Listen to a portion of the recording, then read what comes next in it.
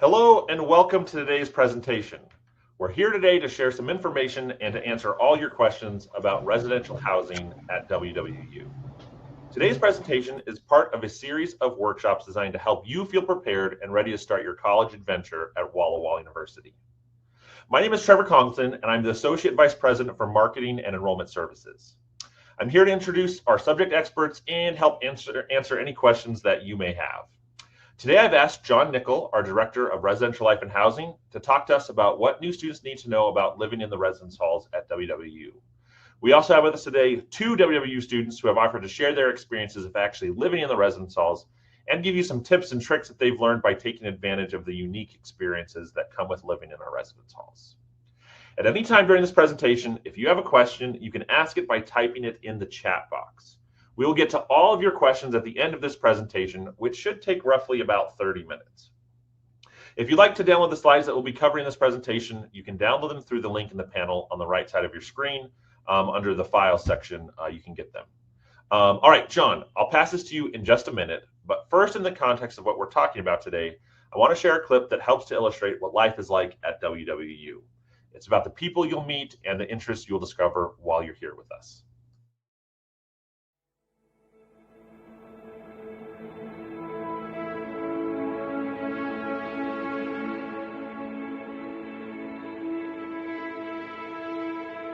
Life is a story. It's a collection of people and places, moments and memories, ideas and spaces. All great stories must begin somewhere. Ours begins where the air is clear and where ideas, energy, and people do life together.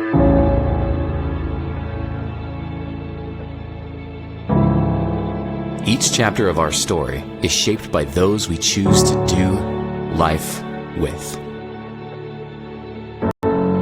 Life in all its splendor. We find worship and wonder in the abundant beauty of the vibrant Pacific Northwest.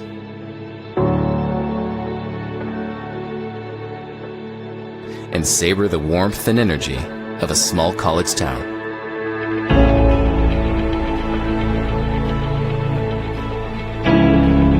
This is our place, a place that fuels our search for answers to life's big questions. What do I believe? Where do I belong?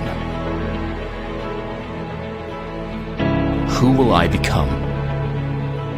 Here, we discover and offer our gifts to the world, crossing hallways, states, and continents, with hearts and eyes tuned to the needs around us.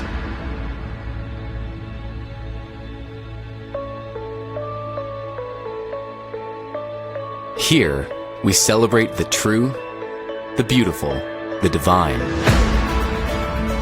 These are my people, and this is the place we gather. What's done together means more than what's done alone.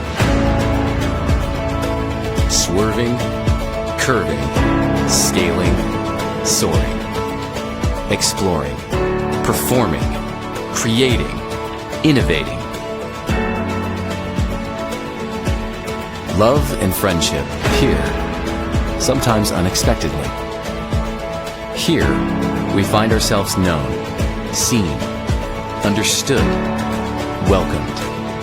The belonging we yearn for, we freely give.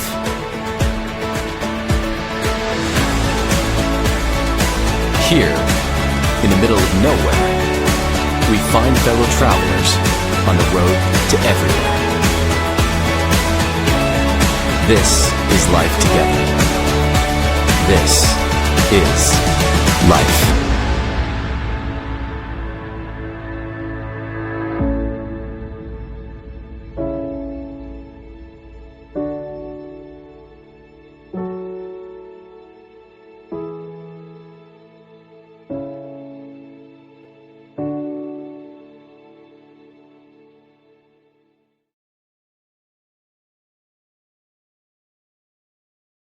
Hi everyone, I'm John Nickel, Director of Residential Life and Housing here at WWU.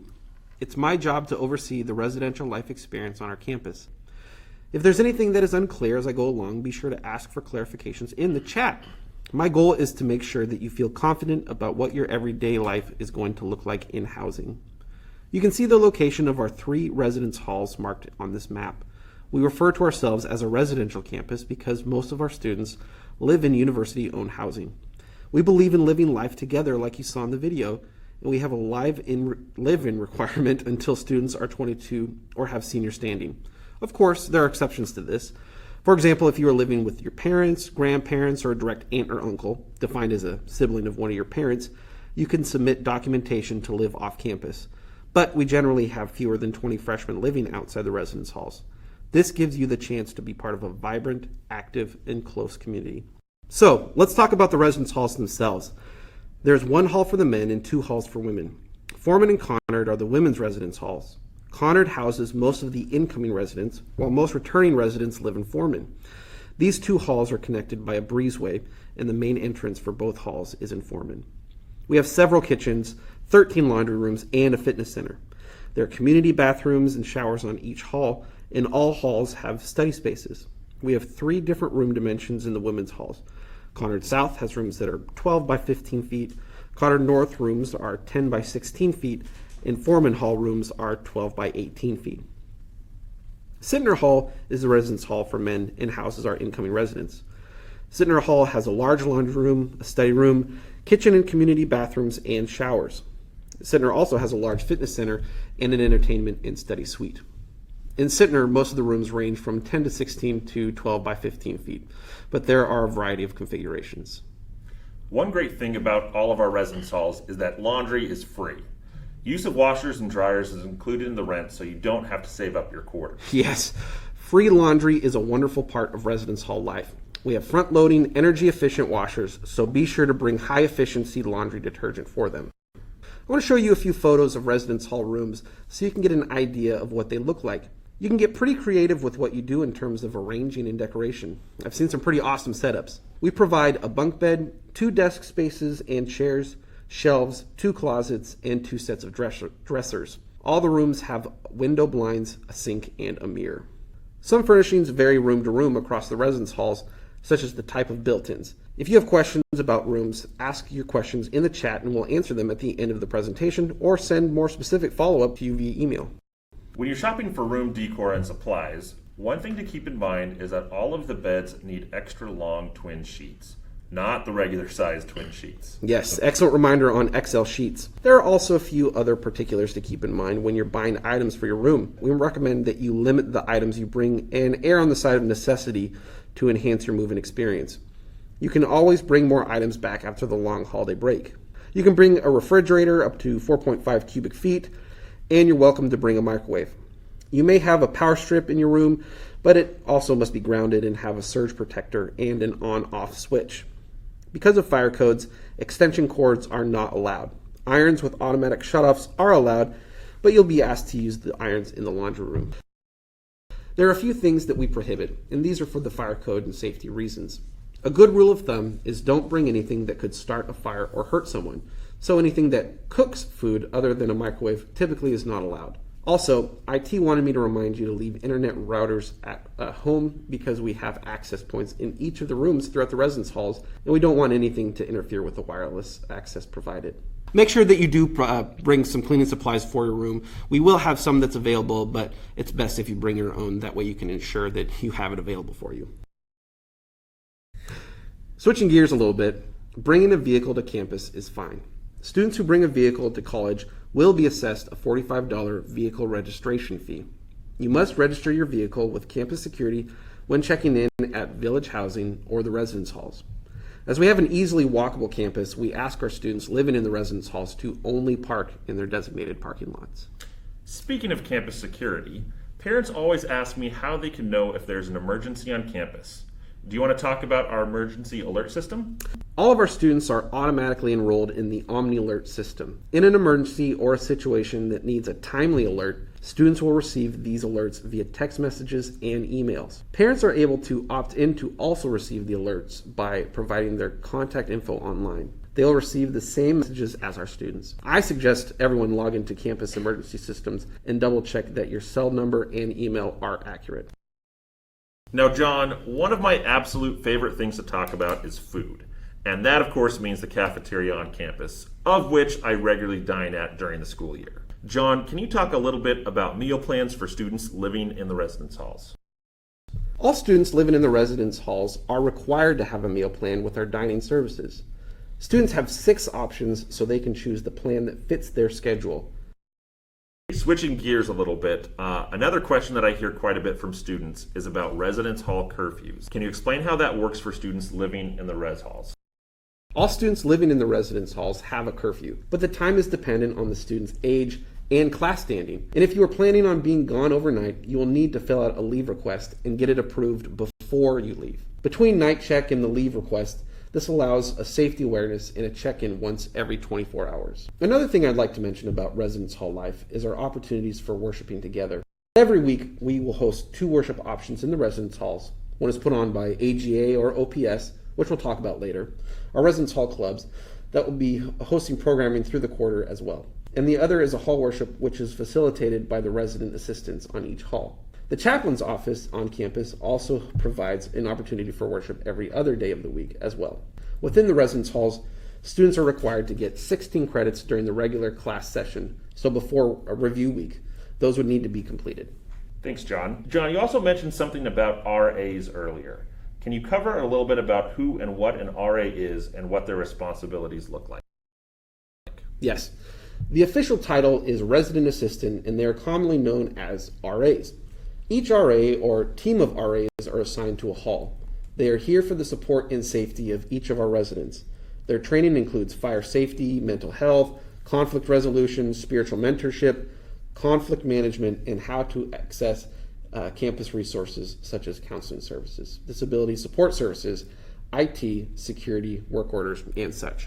John, if a student is listening to this and they haven't signed up for a room yet, what should they do? Step 1 is to pay your $200 enrollment fee.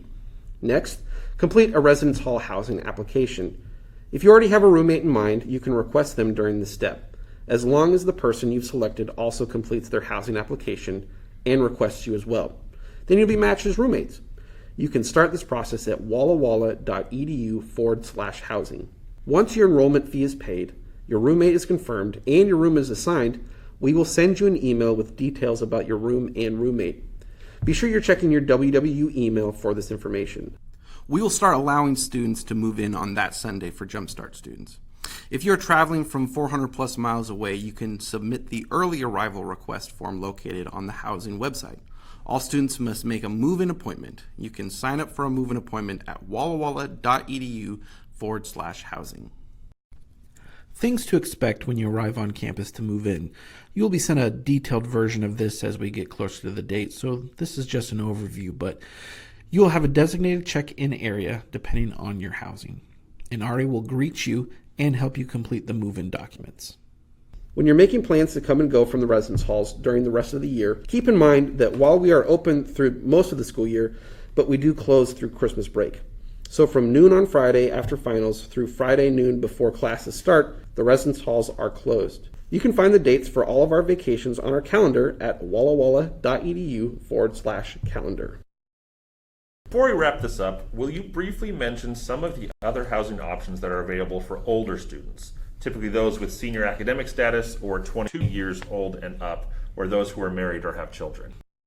We have houses and apartments to meet a variety of needs, studio apartments as well as 1 and 2 bedroom apartments. All of our units are on first come, first served basis, so we can't guarantee that something is available for every situation. If you qualify to live off campus for fall, you can contact us at village@wallawalla.edu and we'll assist you on the next steps to get you on the wait list. We're almost ready to open this up for questions, but before we do, we have 2 students here with us, and I'd like to ask them to jump into the conversation and tell us about residence hall living from their perspective. We've got Jody, who is a psychology major, and Jacob, who is a product design major. You guys already waved, so glad they can be here with us and clear their schedule to talk with prospective students and families. So we really appreciate you both being here. Okay, Let's start off first. We're going to start with Jody. Jody, can you tell us a little bit about your experience living in the residence hall? And then do you have any tips or tricks for students that they should need to know before they move in? Yeah, what makes my experience here living at the residency halls so great are the people, honestly. Your RAs, the deans, the people on your floor, the people you meet at worship. It's truly like the people and the bonds and experiences that you make here that make it feel like home away from home. You can tell the RAs really genuinely care about you and they want to get to know you and know about your day. I've had multiple RAs that like throughout my years of living here, that if they see me that I'm like having a hard day or if, like I'm crying in my room and they see me during a room check, they'll check on me again later, and sometimes they'll even bring me chocolate or like a little flower to make me feel better, which is honestly it's made such an impact on me for like living here in the dorms. Awesome. And a tip for the living at the dorms, one is to get a phone pocket. I currently don't have one because I put it just behind my case, but it's helpful if you get a phone pocket so you don't lose your student ID, because I can't count how many times I've either left it in my room or lost it. And IT does charge if you lose your ID. And I think the dorms have just started charging people for lockouts. So a phone pocket's going to help with that a lot. And then the second thing is shower shoes, since the showers are communal. So shower shoes are very important. Important to know that. Jacob, same question to you. Let us know a little bit about what your experience was like living in the residence halls and what kind of tips and tricks do you have for students coming up to live there? Okay, I'd say my experience in the residence halls has been overall pretty positive one. The community that's in the dorm is a really nice one, and a lot of the people that I've known and befriended at WallaWallaU is mainly because of the residence halls. You mainly get to know the people on your floor, and especially like as freshman year, you'll be wandering about and maybe see someone's door open and be like, "Hey man, how's it going?" And depends on how social and outgoing you are. RAs themselves, they are always down to interact with them, and you'll have situations such as room check where an RA will come in.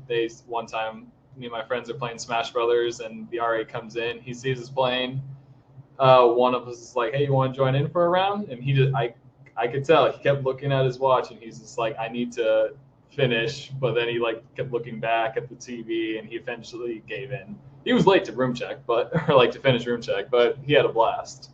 And me, this just past year as an RA, I've been trying to like foster a community, and with the guys on my hall, I would regularly like buy donuts during like midterms, finals, first like week of school when the quarter starts, just to be like, "Hey guys, how's it going? Let's take this time like during hall worship to just relax and enjoy ourselves, forget about the stress of school."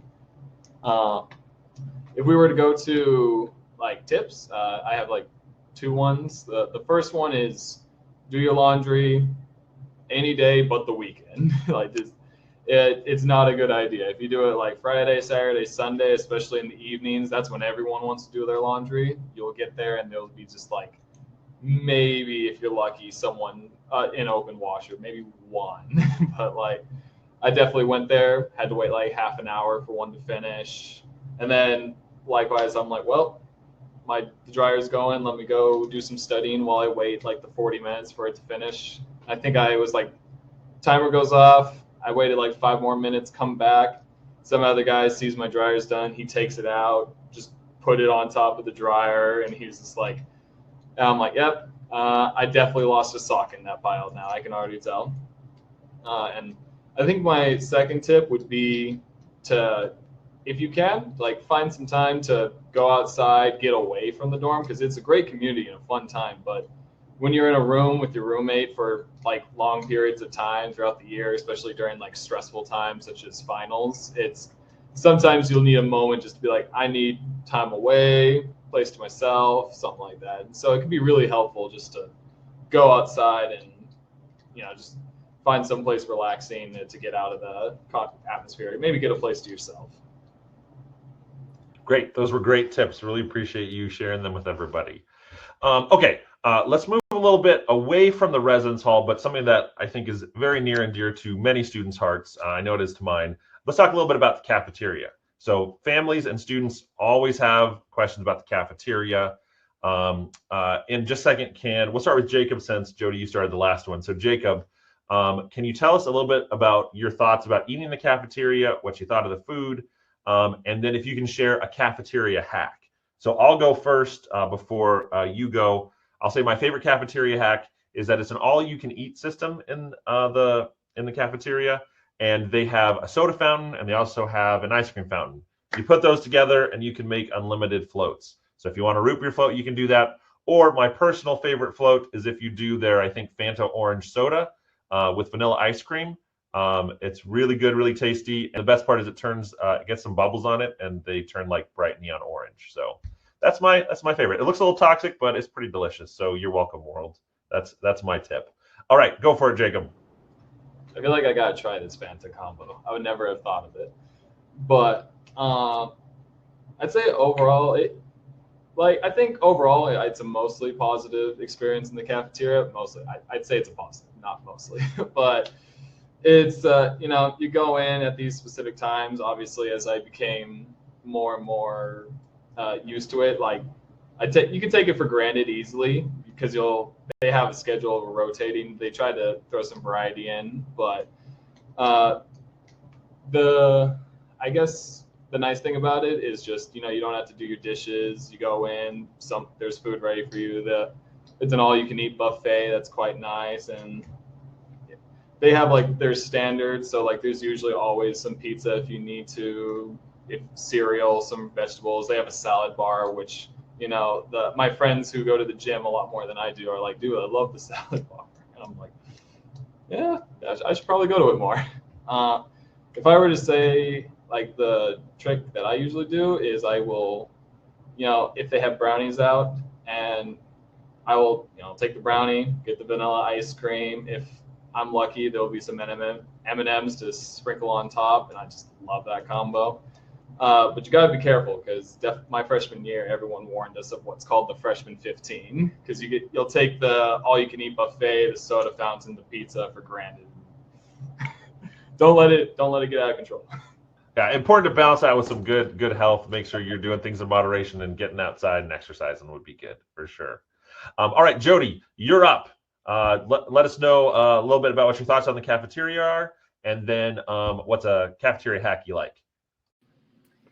My experience with the caf is a positive one because it became a part of my daily routine. Of course, like not only just eating there, but mixing and matching like my friend groups. Of course, I'd always eat dinner with like my usual group of friends. That I feel like I took for granted because once they all started moving to Village Hall, I was like, oh my gosh, where am I going to sit now? But that's the beauty of the caf because you get to meet more people if you join other tables. Like let's say one person at one table. By the end of your meal, you're done. You know everybody at the table, and then you have like 5 new friends. So the beauty of the caf is that it's very social. It's really easy to make friends. You can just sit at a table, and when you're done, you'll know everybody. Especially at Jumpstart because everyone is trying to get to know everyone. And honestly, my tip for Jumpstart or just like the beginning of the year or any time of the year is to joining different tables. I know it could be scary. I just try to put like a brave face on and go meet new people. My favorite tip for the caf is, it would be, well, at least personally, I like to stock up on the fruits and the oatmeal that they provide because if I don't want to wake up too early to go to the caf for breakfast, then I'll have an apple or like a banana that I saved, and then cook up some oatmeal that they also provide at the caf. It's like oatmeal packets, instant oatmeal, and I'll just throw that all together before I go to class because if I don't want to wake up early enough to go get breakfast. My favorite meal is definitely the sushi bar, and it'll transition like during the days of the week. Either it'll be a sushi bar or a poke bowl bar, and it's delicious. I love it every time. That and of course the salad bar. And this might be a little, not going to say controversial, but I would say I think a lot of people are surprised when I say that it's my favorite because it's always there. Is the curry. The curry is really good. The rice and the curry, I feel like, is a strong staple. And not a people are like too much of a fan of it because, like if you eat too much of it, you'll get full and kind of tired of it. But I absolutely love it. It's always on my plate when I'm at the cafe. Cool. Great answers, both of you. I do think it's important to mention, for those of you that are wondering, the cafeteria does not serve meat. So the cafeteria is vegetarian, and they actually do have some vegan options for students as well. So when Jody was talking about sushi and things like that, it's all vegetarian sushi, which is really good. That's also like one of my favorite things there. So I thought that would be important to mention to this group. Okay. Now, a little bit earlier, John mentioned the residence hall clubs. So we've got AGA and OPS. Jody, do you mind talking a little bit about AGA and kind of what that club is and some of the activities they do throughout the year? Yes. AGA. So if you live in Conard or Foreman Halls, you're automatically in AGA. It's I would say like a women's club. And we do a lot of great things. On Monday afternoons at 9, we do worship, and that's one way you can get your worship credits. We do worship, which the AGA team would provide, song service, and then someone will do like a small little like testimony or just something that they wanted to say off like their head or like something they've had on their head. And sometimes they'll get really nice, and they'll do something creative with it. And my favorite one was when we did our worship outside and we ate s'mores. Man, I loved it. We had our little campfire and we had s'mores, and it was just a really special night. We also do, as it says on the screen, exercise classes. We had Zumba classes before. We also do sometimes yoga, or it's more like just concentration on breathing and stretching, just trying to release all the tension that you accumulate through the day. Grab and go breakfasts. AJ will usually do those around finals, when they know that we're running around for finals and they want to make sure that we're well fed. And they'll usually do like either smoothies or parfaits, either right in front of the caf or in front of the ad building where, most of the foot traffic's at. AGA Vespers, that is a Vespers that is completely led by AGA. And if you're ever interested in participating with AGA Vespers or AGA Worship at all, you can contact the dorm or a dean at Foreman, the Foreman Residence Halls, and they could definitely hook you up with that. Awesome. Thank you. Good explanation for AGA. All right, Jacob, she set the bar pretty high. So Jacob, tell us a little bit about OPS, and feel free to just elaborate and try to elevate it over what Jody said, which is going to be hard because AGA sounds pretty cool. Yeah, OPS stands for Omicron Pi Sigma. I think it's like Fellowship of Working Men. I always forget what the thing is. I even Googled it recently, and I forgot. But anyway, OPS it's pretty nice. I'd say the thing you'll see the most of is our weekly hobby halls. So that's between all floors of Sittner, first, second, third, and fourth. And what'll happen is it'll be some sort of challenge. It could range from Mario Kart to lifting weights to one time we did a hide and go seek where the RAs had to hide and everyone had to find them. So the paper airplane races and trivia nights, and it's all pretty fun events. Some of them obviously are for the more outgoing gymsy types, but if I can get like last year when we managed to get a Mario Kart Smash Bros. One, I was smashing on the doors of all the kids I know playing games. I'm like, get out right now. Second floor needs points. And if your floor wins, they give you a little bit of money to do something special. So in our case, second floor managed to win just one, and we got a pizza party afterwards at the end of the year. And it was very nice. And then after Hobby Hall, they'll do dorm worship, or OPS worship. They'll have a speaker come, It's been pretty varied. I think one time we had John McVeigh himself come. We had some lady who came to speak about her time in Taiwan, I think as a mission or studying abroad is one of the two. She was trying to get more of us to come. I was very tempted, I'll tell you. And so, honestly, those have been some pretty nice worships, and it's a good thing to get check off a worship credit. You hear your fellow students speak, and you can kind of use it as a time to meet other people. Some of the other ones is the dorm versus village game. So we'll have Sonnenberg and the Onion Bowl, if I remember correctly. Sonnenberg is our basketball one, so we'll have the dorm versus people who are in apartments off campus in this big basketball game, and the Onion Bowl is a flag football game. And they're super fun, tons of things. I wish I've made the cut to the team a couple of times, but yeah. And the highlight of those games is OPS will buy a bunch of Domino's pizza, and they will always buy too much. So you just go there. If you wait and play your cards right, the OPS president will be like, just take a pizza. We need to get rid of them. Awesome, man. Give it. We have our famous Mud Bowl, which happens early on in fall quarter. You build your own team, and you have a little contact football sport, and just see the picture, just this huge area of I don't know, it goes past sometimes up to my shins in just the amount of mud there is there.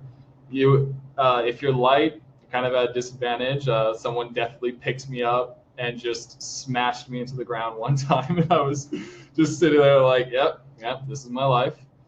And then afterwards you will probably spend the next hour just trying to get all the mud off, if you can. It was probably somebody that you had beaten in Smash Bros. And they were just getting a little payback. That's probably what it was. It could have been that. I could see Weston doing that to me, if anyone knows him. And then we also have our OPS Vespers, which is it's kind of the big grand, I think it's a collaboration between AGA, which will just usually be fun. We don't have them too often, but every time we do, there's fun time, go. It's kind of nice little a change of pace from what you usually get, which is a nice one. There's something else I totally forgot. Right, I remember now. The Midnight Pancakes is super fun. AGA has adopted this also recently, but I think OPS started it, and I think they definitely changed it from my freshman year, because freshman year I was just in my room, kind of to the end of the day. Probably was studying, but who knows? And then all of a sudden just air horns are going off in the dorm, people saying there's pancakes, and of course at that point you just see people flooding out into the hallways because everyone, and the OPS members will go in there usually in jeans, no shirt, apron, and they'll just be making everyone pancakes on the spot. It's a fun time. Great community and atmosphere. Ooh. Awesome. Well, it sounds great. Thank you, Jody and Jacob. Those were great explanations for what OPS and AGA does. And like you said, things change from your freshman year to this year, and there's new events that usually are added each year, and adjustments and all that kind of stuff. So depending on who's the president that gets into office for those things, maybe it could be one of the students listening today that gets to be an OPS president or AGA president. They're able to kind of custom tailor it to what they think would be the best for students. So thank you both for coming up and talking. Both of them are going to disappear for a little bit, but if you have specific questions for Jacob or Jody, feel free to put that in the Q&A section, and we'll bring them back out if you want our expert panel of students to give you some more insight into what it's like to be a student here. Okay, I'm going to open this up for the audience questions in just a second, but before I do that, I want to point out some important dates for everyone to keep in mind. Jumpstart begins on Sunday, September 17th, and goes through the 22nd. This is an important week of orientation for new students, and all incoming freshmen are required to attend. And there's actually, if you're a transfer student, there's actually another transfer orientation that will probably, pretty much every year, it happens on the Thursday before school starts. And so just watch your emails for information about that if you're a transfer student, and be ready to come up so we can get you oriented properly. Let's see. After Jumpstart, we've got on Wednesday, September 20th at 4 p.m. You should have paid your down payment, completed any necessary paperwork for student loans, and have signed your financial clearance online. Next week's presentation, this next Wednesday, is going to be about how you go about getting financial clearance. We'll walk you through the process. We'll have it all make sense and help answer any questions you guys might have about that. And then on Monday, September 25th, you begin your college education at Walla Walla University. Up on the screen now, we have some phone numbers that you might find helpful if you have any questions after this presentation. I just wanted to point out the highlighted one right under my picture that says the toll-free number, the 800-541-8900. That is probably the most helpful number for you to save because that takes you to the institution's main phone line. That phone line is staffed from 8 to 5 o'clock, Monday through Thursday, and then Friday from 8 to noon. And they can help send you to whatever department can help answer your questions. So if you're not sure where you need to go, they'll help you figure that out if you call that number. All right. If you jot that down, I think we're ready to go ahead and jump in and start answering some of the audience's questions. I've seen a number of them coming in, so feel free as we're talking and chatting, and if something spurs another question that you have in mind, make sure you're putting it in the chat box, and we're going to get to it in just a moment. Now, unfortunately, John had to step away, but I'm going to invite Anthony Handel, who is one of our associate deans, to join us since he's an expert on all things residential life and housing.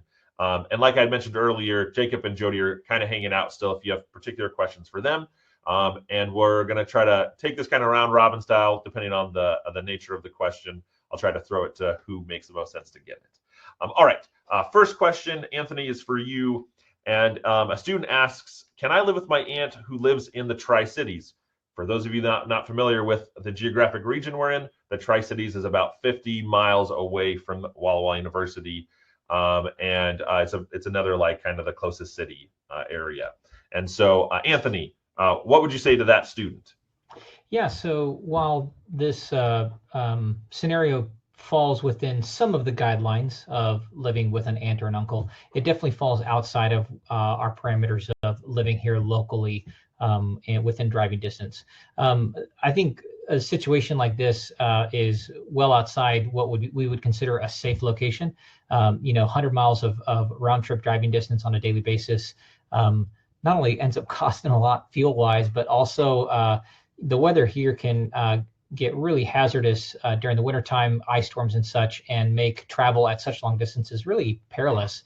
And so I think that's probably my initial response to that. I would follow up with that and saying students who tend to live off campus, especially at a distance like that, oftentimes will describe feeling uninvolved and just really missing out on the culture and the events that are happening here on campus. So it would be something that I would not recommend.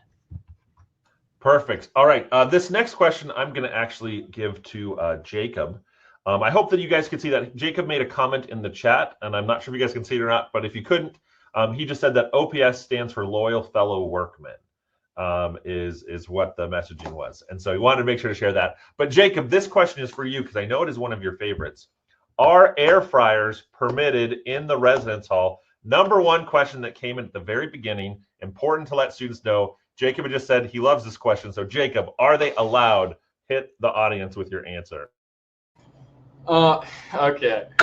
Dang. Unfortunately, they are not. I always hate telling people this because I have one at home and I love that air fryer. It is just, I think because it's a new thing, everyone's still figuring it out. But overall, the fire marshal has overall ruled it as an open heating source, so it's too much of a hazard to have in the dorm. So I hate saying it because there's usually at least one person in any type of move-in situation who will ask, like, "Hey, can we have an air fryer?" The sports teams just came to Walla Walla this last weekend, and one of the first things the parents asked me was this very question. It's definitely become, I think, a pretty popular thing, and so it's an important question to ask. So thank you for asking that, and Jacob, thank you for answering it.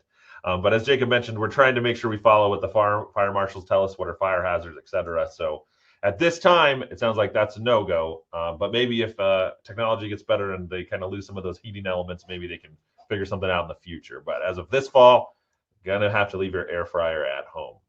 Or what if you plugged it in outside? Would that work? And used it? Probably, Anthony. That probably would work if you want to do that outside of the residence hall.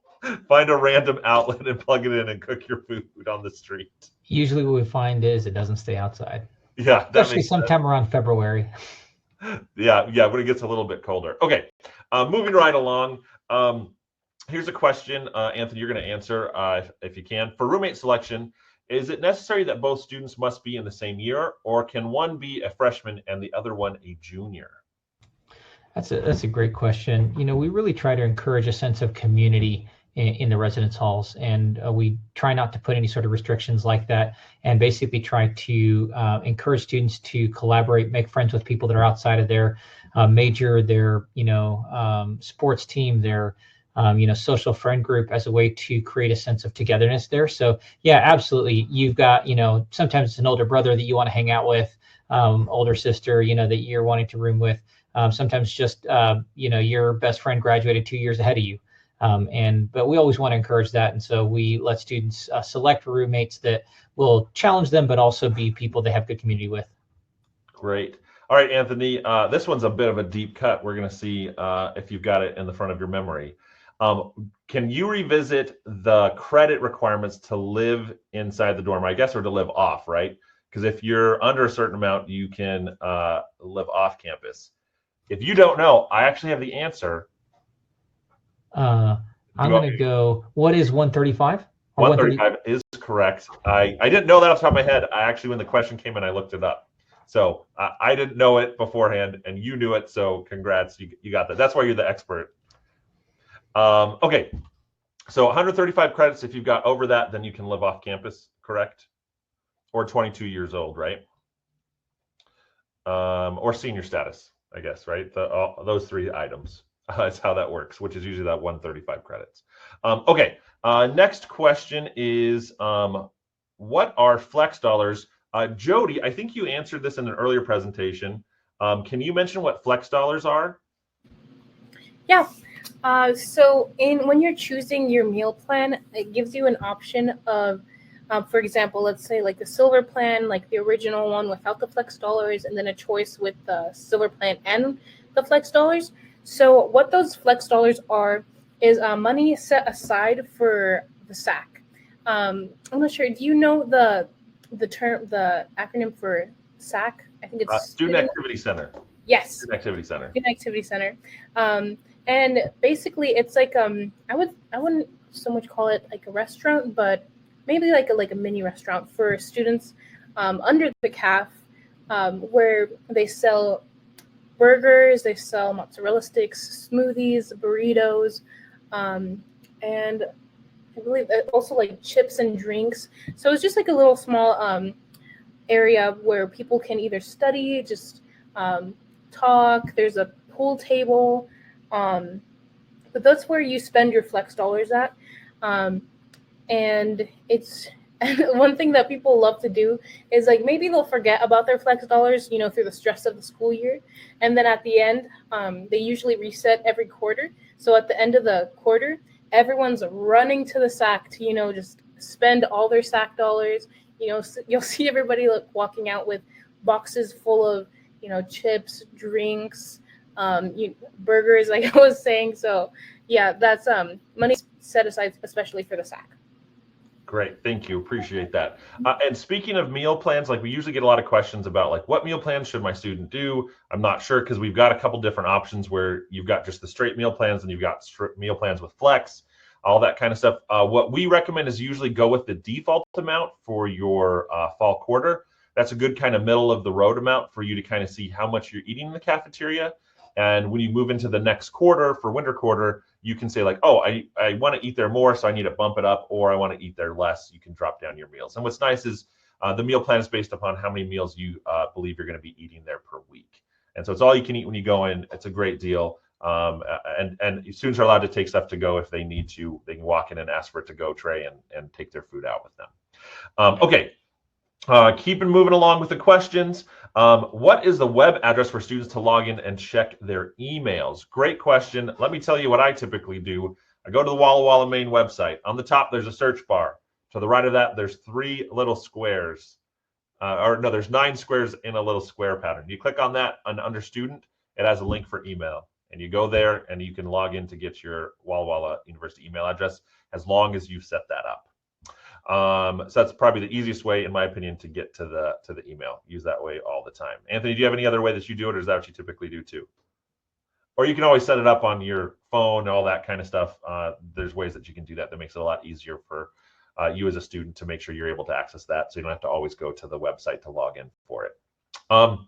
Okay, next question is, when are rooms inspected? Anthony, that's a question for you. So you are involved in inspecting them prior to you moving in. Those are important moments for you to outline issues that you think may be wrong with the room. And that might be some, something that you see wrong with the faucet or a door handle that's broken or all those kind of things. Like, those are important moments for you to inspect the room and just to make sure that it is done as it's supposed to look, like the bed and all that kind of stuff. And then we inspect the room upon your departure. So at the end of the year, you'll oftentimes come to the dean, and either one of us or one of the resident assistants will go up there and inspect the room with you and kind of go through and make sure that you aren't leaving anything behind. A large part, that's just because the RAs are trained to do that. It's oftentimes we'll open up a drawer and be like, oops, forgot this one. And so that's one of the reasons why they go through that with you. And those are the times that we inspect rooms, so to speak. Yeah. Anthony, and I know that like some, like maybe if you went to a boarding school beforehand in high school or academy, they'll do like the inspections for like cleanliness and things like that. Do you guys do any of that kind of stuff?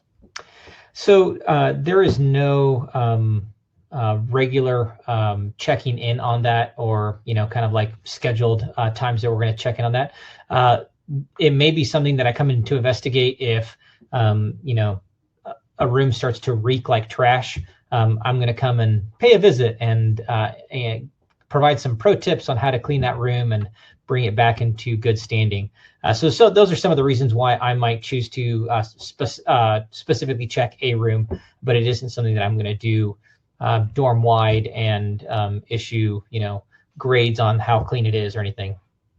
Yeah, if it gets to a point where it's affecting other people, that's when you start making some gentle suggestions and nudges in the right direction. That's right. Maybe drop off a Clorox bleach wipe by the door. Okay, moving along. Thanks for that answer, by the way, and great question. Question about curfew. Is your curfew a flat lights out time, or does it mean to just be in your room? Yeah, so the simplest is to say just in your room, or not even in that. It's inside the residence halls. So our residence halls has living room spaces all across it. There's laundry that's happening. There's a workout facility that's open 24/7.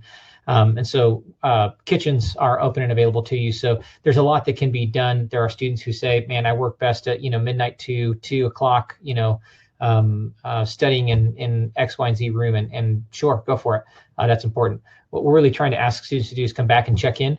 And so by your curfew time, and then the expectation is that you're there until 6 a.m. And so come spend the night with us and hang out. Yeah. Cool. Great. And speaking of curfew, just to clarify something, there is a typo in the slides that we were presenting. We knew about it beforehand, but this has already been uploaded. And so we weren't able to get to it to change it. But there was a change this last year from a midnight check-in time curfew for the new students coming in to 1 o'clock. So 1 o'clock is the official curfew for this fall for new students, right? So just want to make sure I pointed that out, and there's a question about it, so that should be clarified now. And we'll make sure we update it next go around, which might be next year that we do this presentation. Okay, let's see. Another question. Good evening. I plan to bring my son to Jumpstart Week. Fantastic. Thank you for doing that. Trying to determine activities. Should I plan to leave Walla Walla the 18th?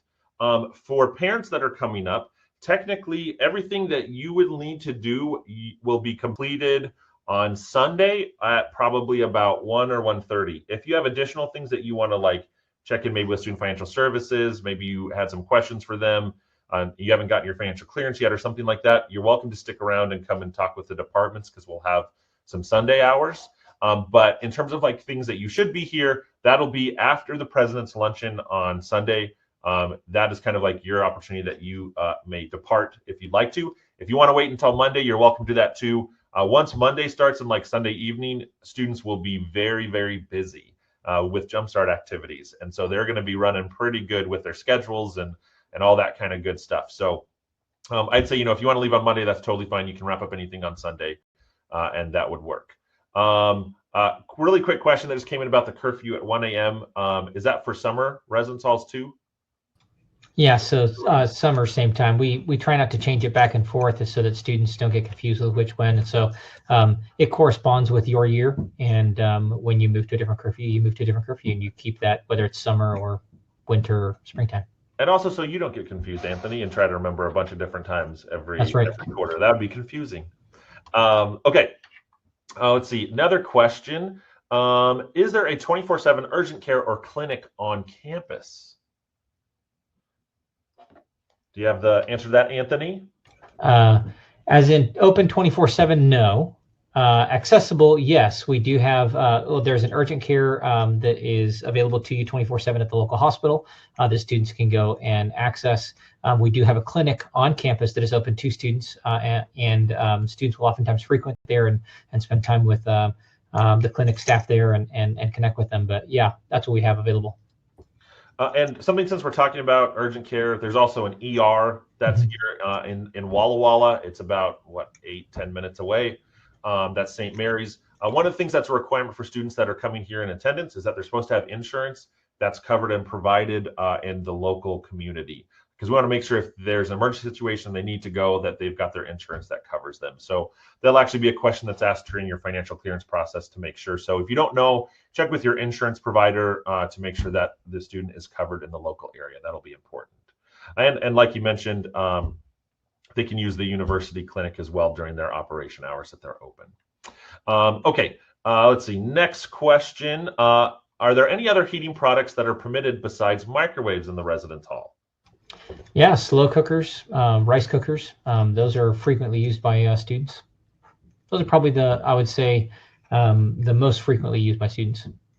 And in the handbook, right, they have like a list of things that like you can't bring and things like, do you have some suggested ones they can bring in there? Or is it only the ones so in the Residential Life Handbook that you can find on the website, there is an extensive list of things to bring, things not to bring, suggested items, also items that are strongly discouraged, all that kind of stuff. So yeah. Let's see. I think this one, somebody had put another question. I think this was related to the air fryer. Can a student bring an air fryer and use it in the kitchens in the residence halls? I think what we would probably end up doing is that might be something that we would look into as a residence hall purchasing to make it available to students. Yeah, at this time, no. Okay, great. Thank you for that answer. Question about how and when are rooms assigned? Are certain floors only for certain years? Again, going back to that other question, we're trying to really encourage a sense of community. So, we don't have a particular athletes wing or a biology wing or anything else like that. We really want to experience a sense of community with our students. So while there is some preferential housing that happens over between Foreman and Conard, that's really the only place that does happen. Other than that, our students live together. Great. Let's see. Another question. Are there vacuums for residents? Yeah, there's actually a number of different resources available to students that are just general shared resources, vacuums being one of those, that you can come and check out at the front desk. So our front desks are open 24/7, and you can pop down there and say, hey, it's 3 a.m. and I want to clean my room. Can I borrow the vacuum? And they ask you to leave like your earbuds or your sunglasses or your ID card, and then you swap with them and go take it and use it. So yeah, there's quite a few of those. Great. And then next question is, can you have a coffee maker? I believe that they meant to say a hot water maker probably, but maybe coffee maker as well. Is that something that they're allowed to have? Yeah, Jacob's coming in. Jacob, please lay it on us. What are they allowed to do? So I actually did see a guy. He had a full-on like espresso maker in his dorm room last year. It might have been 2 people I know of, and another guy who just had the standard put a cup in like Keurig like coffee maker. So I believe both those are allowed. What you cannot do is you cannot sell it to other people, because that was the whole thing. So you can have it, don't sell it. Yeah, don't open your own like drink shop in your residence hall room. That probably is not a good plan. All right, let's see. Next question is, what's within walking distance of the university? So I guess number one, the important question is, how much do you want to walk? Because there's a lot of things within walking distance of the university, because we got a lot of things in College Place, a lot of things in Walla Walla, the city as well. You can walk to all of them. Some of them may take you a little while longer, but here, just what is it, about 8 or 9 blocks away, we've got a Walmart that's here. About 5 blocks away, we have a grocery store. There's some mini marts. We've got the Shell gas station that's right here on campus. That's just here right in College Place. There's Del Taco, Panda Express, places that are really close, like I said, right by Walmart. There's a GameStop. Downtown area, there's a bunch of different things as well downtown. We've got a Marshall's in Walla Walla. We also have a Ross. We have, what's the makeup store called? I forgot which one it is. It's like a Sephora or Ulta, but I can't remember which one. That's there. There's a Hobby Lobby. So there's a lot of stuff that's available that you can walk to. But, if you don't want to walk as far, a good idea is if you want to maybe bring a bike or something like that to get you around town. Or you can also ride the local transit system that Walla Walla and College Place have. It's an easy way to get to where you want to go if you don't have your own set of wheels. Okay, so there's some different stuff that's within walking distance. Question, is there a place parents can stay when they visit their student or when they drop their student off for Jumpstart? Anthony, do you have any suggestions for them? Yeah, there's a number of hotels in the area that they can make them,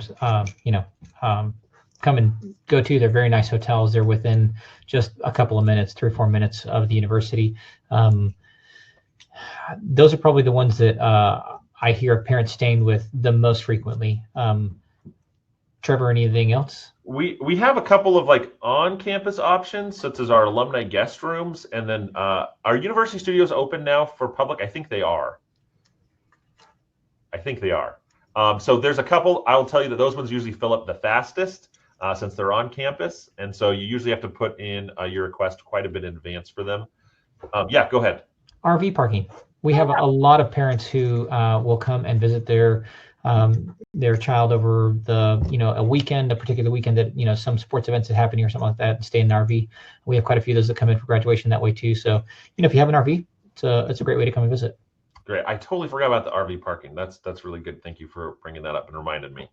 Okay, let's see. Next one.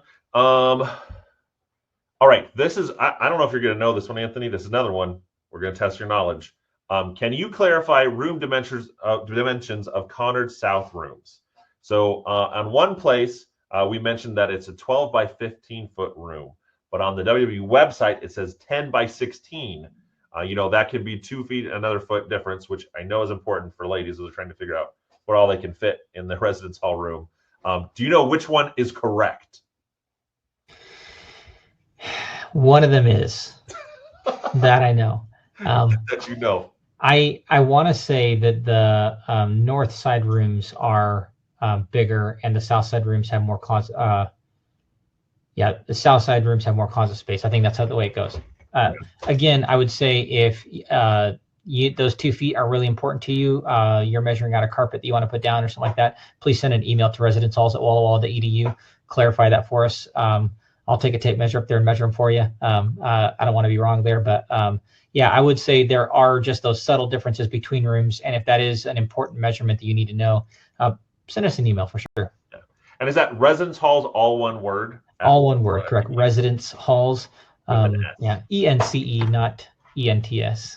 There you go. That's an important one. Okay, let's see. I've got, somebody said it was Ulta is the one that's in town. Thank you.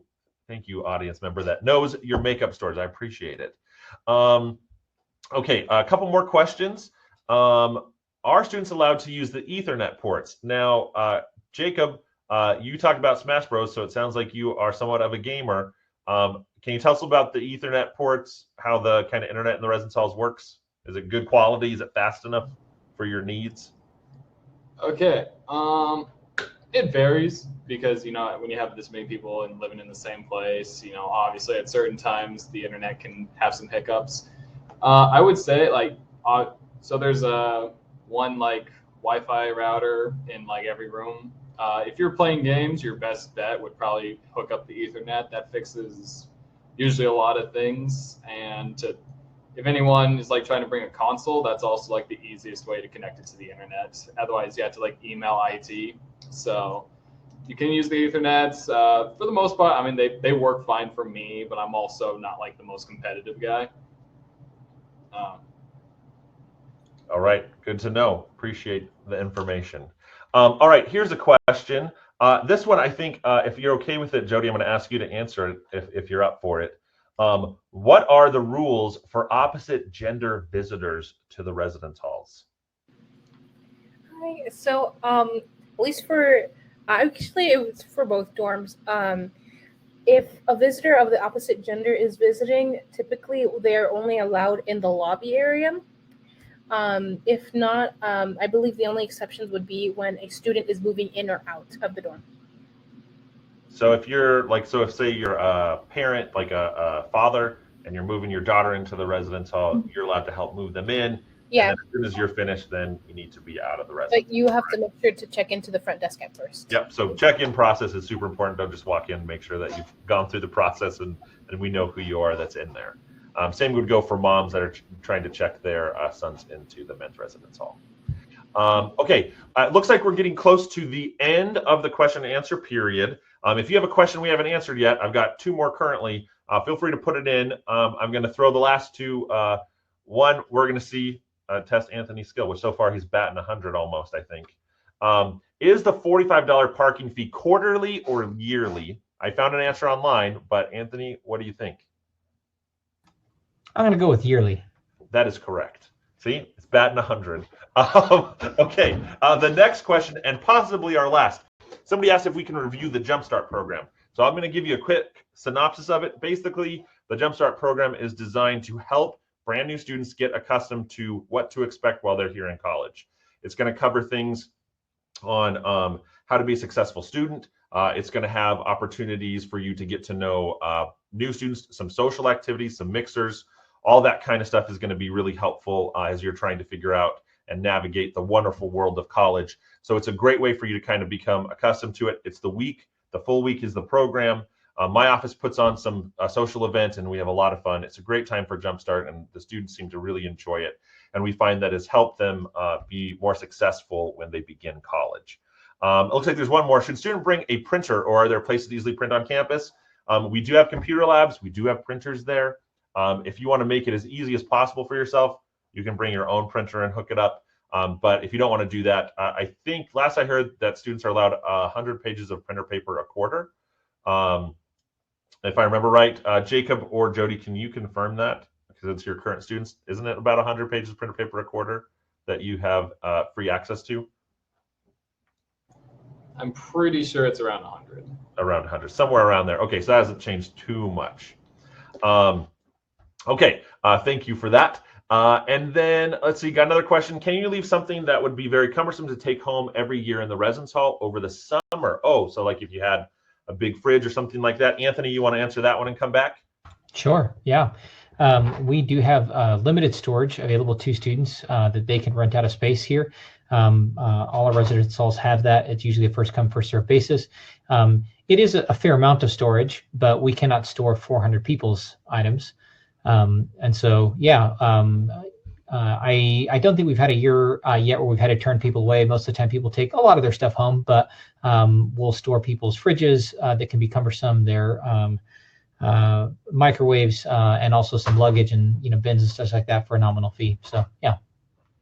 Perfect. And, unfortunately, like we couldn't keep your car somewhere. We don't have a spot to keep that all year, all over the summer. So, unfortunately, you're going to have to take that home. All right. Great news, everybody. That brings us to the end of the question and answer period. You guys have been great and have almost all of our audience has stuck with us the entire time here. So I just want to say how much I appreciate that. A huge thank you to everyone for participating in this presentation. I hope it was helpful and that you feel ready to move into the residence halls with confidence for this fall quarter. I want to remind you that we've got 2 more presentations coming up. The first of which is how to receive financial clearance, which will take place this coming Wednesday. And then on August 9th, that will be the financial clearance one. And then the Wednesday following that, on August 16th, we'll be hosting a workshop focused on preparing you for fall quarter to help answer all your other questions before things kick off at the end of September. We'll have some representatives from across campus to give you the inside scoop on their departments and answer your questions such as, do you need to have a physical and immunization record before coming to college? How do you get your ID card? All those important questions we'll answer at that presentation. And then actually we'll have another one that'll be the following Wednesday, August 23.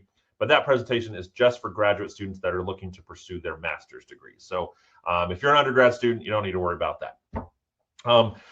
If you'd like to attend any of these online presentations, we'll send out some more emails as we get close to them. But you'll need a separate registration for each of these, and you can sign up for them at wallawalla.edu/workshops. We will try to have a recording of this presentation up within about a week's time. So if you happen to need to dip out or you joined us late, we'll have a recording there, hopefully up within the week, that you can watch to see all the stuff that you might have missed, or if there's a question you wanted to make sure you were able to answer. If you haven't yet had the chance to make a campus visit yet, I'd highly recommend you do so. You'll have the opportunity to either visit us virtually or in person. And during either of these visits, you'll be able to get a tour of our campus, meet with the academic department you're interested in, and you can even get your financial questions answered with a one-on-one appointment with a financial aid counselor. You can learn more about our visit options or sign up for one at wallawalla.edu/visit. It's important to notice that there's a 2-week blackout before school starts. And so if you want to visit, you need to do it over about the next month or so before that blackout time happens. We'd also love to have your feedback about today's presentation. When we sign off, please take a moment to take a brief survey at wallawalla.edu/comment. We want to make these presentations as helpful as possible, and your feedback is very valuable to us. We read everyone that comes in, so if you could do that before you head out, we'd really appreciate it. And then if you think of something you forgot to ask, you can always give us a call or email us at info@wallawalla.edu, or give a call to that 800 number that I talked about earlier, which is the main line, or you can always send us a direct message on Instagram or Facebook. A huge thank you to John Nickel, Anthony Handel, Jody, and Jacob for joining us today, and to Jennifer Boyko, who you have not seen, who's running all of the behind-the-scenes stuff with the presentation, making sure things are going the way that they need to. We really appreciate her work as well. And of course, a huge thank you to all of you who joined us today for this evening and this presentation. We're looking forward to getting to know you and having you on our campus this coming fall quarter. I hope you have a wonderful night. Take care.